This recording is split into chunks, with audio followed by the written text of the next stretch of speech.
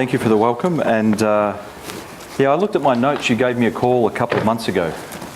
Told me what you wanted me to do today. The first thing was welcome people to Scotland, which, if you can tell from my accent, sounds a bit of a funny thing. Can anyone guess what part of Scotland I come from my accent? When I say I'm from down south, I really mean it. So I'm from Melbourne, Australia originally. I've been in the UK about 7 years, and that's probably a city about as far from Dundee as you can get. And it's great to be here with you all today, because the one thing the environment needs more than anything else is innovation or transformation. And I want to talk to you a little bit about how we're thinking about that as SEPA, because for me, in my experience in working with people around the world who've successfully transformed things, I haven't seen many people who've done that without being involved in partnerships. There are some people who can transform things on their own. I went to Sir Isaac Newton's house in Lincolnshire a couple of weeks ago on a Sunday with my wife, where he invented differential calculus and the 3 laws of physics, etc. Okay, pretty much did that on his own, but most transformation and most innovation involves partnerships. So I'm going to share with you a little bit of what I've experienced around the world. And the key reason that someone running an environment protection agency anywhere in the world needs to talk about transformation and innovation is this slide. So if everyone in the world lived like people in Scotland, we would need 3 planets. Does anyone know how many we have? Yeah. So last night I was having a drink with Dr. Mathis Fakkenagel, one of the 2 inventors of the ecological footprint and now president of the Global Footprint Network. He's over from California. I've worked with Mathis for 15 years.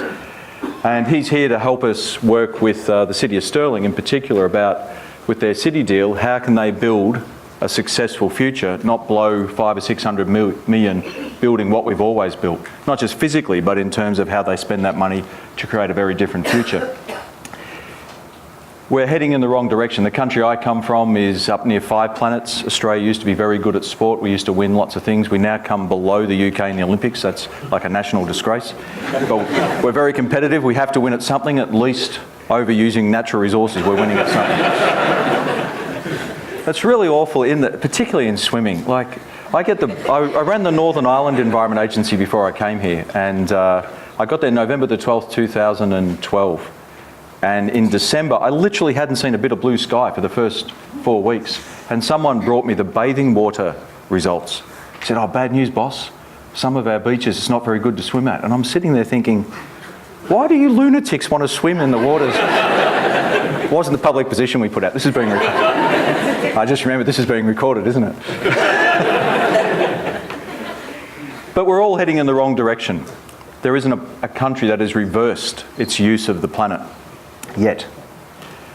And so if you think about that simple scientific fact, Scotland at 3 planets, the country I come from at 5, at the moment the world is at 1.7. Incremental change, it's not a waste of time, but it's just nowhere near enough. We need transformational change. You don't get, actually when Mathis first measured the state of Victoria, which is where I'm from in Australia for us, we were at 4 planets, that was about 2007, and I took that result to the Environment Minister, who was Deputy Premier, and he said to me, "We're overusing the planet 4 to 1. I said, "Yep." He said, "How accurate is this?" I said, "Well, it's a new science, it's the best. So, it might be 3.7, might be 4.3, but it isn't 1, it isn't 10. He said, "How do we get back to 1? I said, "It's very simple, Deputy Premier. We'll write a submission for you to take to your Cabinet colleagues. We'll shut down 75% of the state's economy. We'll get back to 1 planet. We'll create 80% unemployment." He said, "You got any other ideas?" Well, the only other idea is transformation, because none of us want to live in that sort of world where we have mass unemployment and all the social problems that go with that. What we need to do is transform our society, because there's only 2 pathways, to one that lives well within the means that 1 planet can support, or one that experiences things that probably are, unfortunately, no longer unimaginable, as we've seen in Houston in the last few days. So transformation is absolutely essential. First thing I'd say about transformation from my experience is mindset. So you cannot be involved in successful transformation unless, first of all, you transform your mind.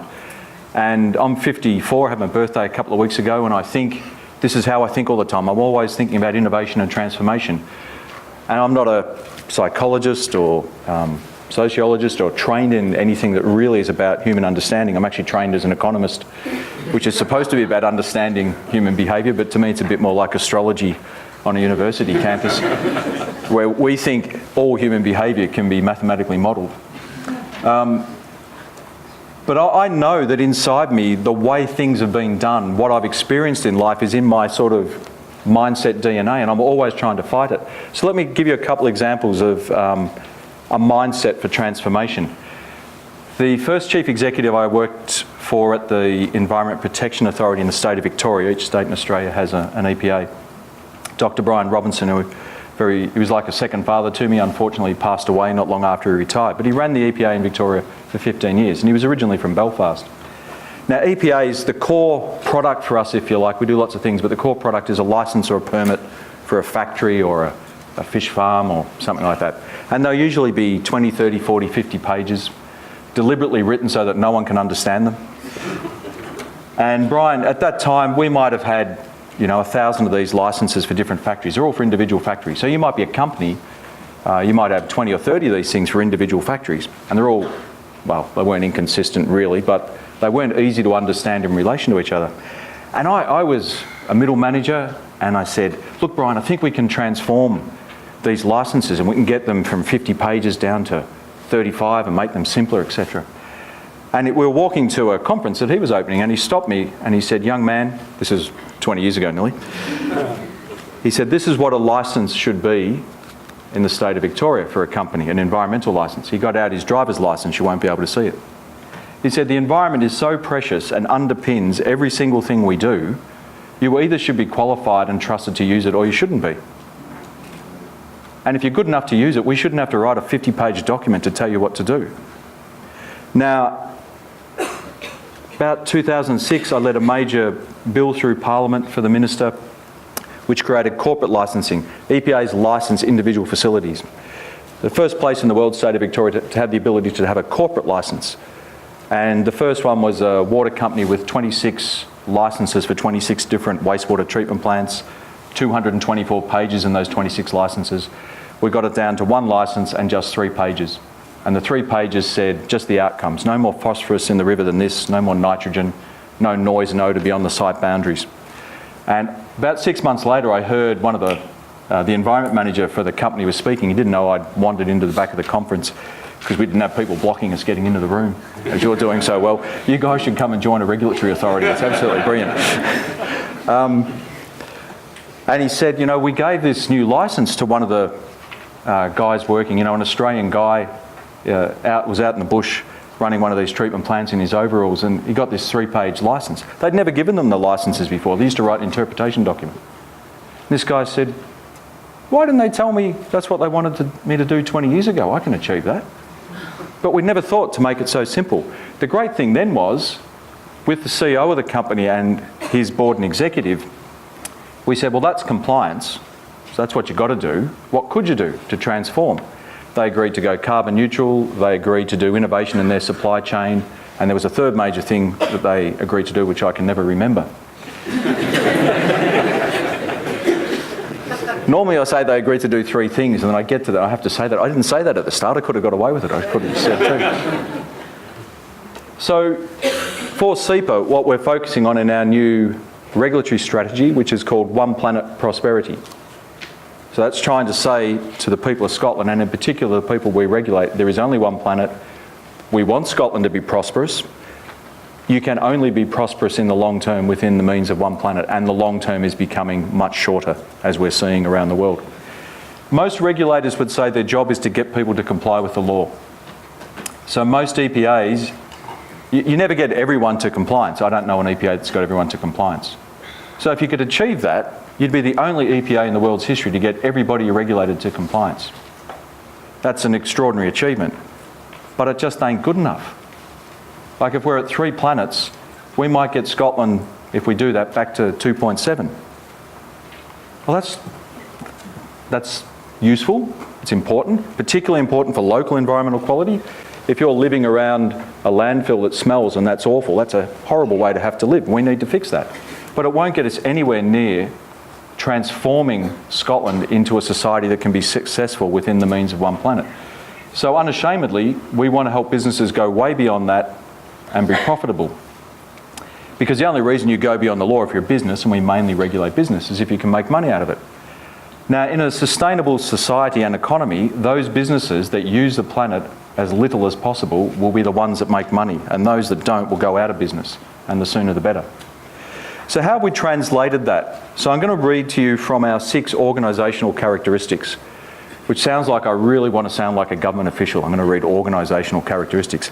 But these are designed to take a good EPA. I fought very hard to get the job. I was running the Northern Ireland Environment Agency before I came here, because I thought SEPA was one of the half dozen best in the world, and I thought it was a great opportunity, because Scotland has a history of innovation and transformation, to come and do something special in an EPA. So when I came in, I worked with the team and the board, and we developed these organisational characteristics. And I'll just briefly go through them, because for me they are about saying a good EPA can keep getting everyone up to compliance, but a great EPA can help people go further, and we need to be disciplined in how we support transformation. The first one is we will produce information and evidence that people use to make decisions. So we have a great scientific function, we have all sorts of other functions that produce information and evidence, and we work with universities and others that produce information and evidence. But we're only going to publish stuff if it helps someone in Scotland make a decision. Because if you're, I'll keep going back to it, if you're at that, then we don't have time. We've got to get on with it. So we're not going to waste time putting out information or evidence that doesn't help someone make a better decision about how to run their business, live their life, run their school. The second one, which is very specifically in line with today's event, helping people implement successful innovation, not minor improvements on business as usual. Now there's a blurb below each of these. This one says, in a world of growing population, urbanisation, inequality, climate change, etc., small incremental change is important, but not sufficient to generate improvements in environmental health and well-being and sustainable economic growth. Societies constantly innovating will best rise to these challenges. We will help people to innovate in ways that create success in all these areas. So that's saying to us, we have to lift our sights up and not just be happy that we've improved something 5%. I once talked to a guy who had, in a manufacturing company, reduced costs 5%. He'd come in as the plant manager. And he told me that he never really had to write a job application after that. Because a 5% reduction in a manufacturing company is really significant. That can be the difference between success and failure, existence and non-existence. 5% improvements for that, well, we'll bank it and take it, but it's not going to lead to a prosperous, sustainable future. The third one is we'll help communities see the environment as an opportunity to create social and economic success. And that's one of the reasons is one of the worst mindset problems is, and I did this in Northern Ireland all the time, every time I spoke at a conference, every time I had a one-to-one meeting, I'd say, the problem is in the past, we have thought that the environment and the economy go like this. And you can hear it, the current President of the United States. I'm not trying to be very political, but he's probably one of the primary examples of, he says, and that's his political position, that the environment and the economy go like this, and we need, at the moment, to prioritise the economy. The only way we'll be successful is if we change our mindset so they go together. Now again, in terms of transformation, one of the points I'd make is you have to understand the society you're working in. I mentioned that Australia is a very competitive society. So I had a staff member who came up to me, she was a young graduate, and she said, look, I know we're only a small agency in a small state in a middle-level country, but I think if we do this, we could meet world's best practice. Do you think that's stretching too far? I said, let me think about it. Now, this is about 10 years ago, and I left on her desk a photo of a guy called Ian Thorpe, who at the time was our top swimmer, Olympic swimmer, world record holder, gold medalist, on the blocks at the Olympics. I said, come and have a chat to me about your idea. And she came up and said, I've got no idea what you're trying to tell me. I said, this is Australia. Look at Ian Thorpe. No Australian sports person gets on the blocks at the Olympics and thinks, how do I slow down enough to come equal first? Winning a silver medal in Australia at the Olympics, it's not a shame, it's not disappointment, but seriously, we are so competitive at sport that winning is the only thing that matters. So in that context, we drove everything about how do we be best in the world, first in the world. When I went to Northern Ireland, the reason I did this about the environment, the economy, saying that's the old way of thinking, we need to do this with the environment and the economy, was in Northern Ireland, because of the conflict over, it's actually about 300 or 400 years, saying to people, this is the past, this needs to be the future, resonates. And I just translated it into environment and economy and said, how do we work on transformation by partnering? In Scotland, when I first did this stuff with the board, I had asked, SEPA is going to be the first EPA in the world to do this stuff. And a few of them said, that's not a very Scottish thing to say. Aussie. And I thought about it, thought, well, what does Scotland, what connects with this society? And it is, as we heard this morning, that tradition of world-class innovation, the Enlightenment, the Industrial Revolution, etc. And some of the things which, a few of them I knew about Dundee, but some of them I didn't.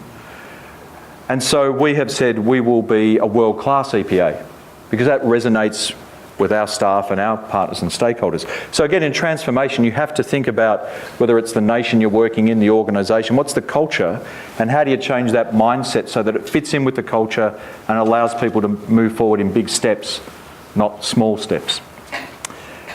The fourth one is routinely interacting with regulated businesses through their boardrooms, executive teams and owners. So traditionally we deal with plant managers, environment managers, and we will do, and they'll often have the best ideas.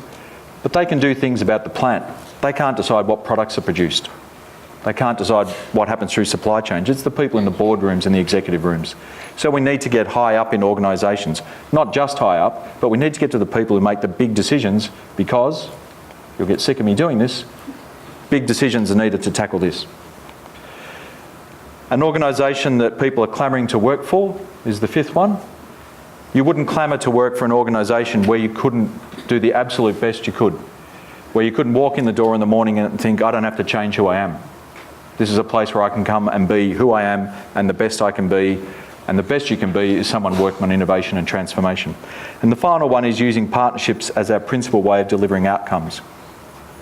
So as I said at the start, you're really not going to be successful in transformation many times if you just try and do it yourself. So those are characteristics. All organisations have something like that, but I've tried to explain why for us they're important in driving how we can help with transformation. And we use them to make decisions. So people say, oh, I've got this bit of evidence information. It's a quick thing. Is it going to help someone make a better decision? Can't really see how. Well, then don't produce it. Get on, produce something that will.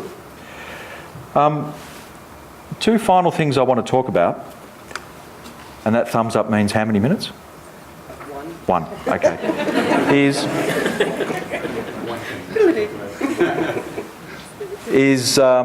business innovation.